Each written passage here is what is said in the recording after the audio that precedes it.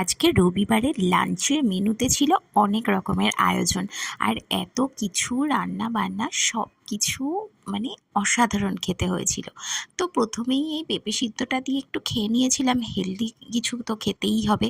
আর তারপরে ছিল মোচা, আলুর চোখা, আলুর চিপস, তারপরে ছিল মাছের মাথা দিয়ে মুগ ডাল, আর ছিল লাল লাল চিকেনের ঝোল।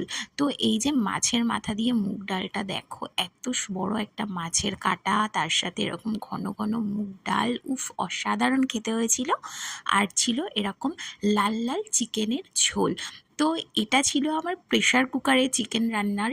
তো এইটার রেসিপি যদি কেউ চাও আমাকে বলো, আমি এই রেসিপিটাও আপলোড করে দেবো। এই প্রেশার কুকারে রান্না করলে মাংসটা যেরকম সফট হয় খেতে, আর ঝোলটার কিন্তু একটা অসাধারণ একটা টেস্ট আসে। তো যাই হোক, রবিবারের রান্না তো পুরো জমজমাটি, খাওয়াও পুরো জমজমাটি।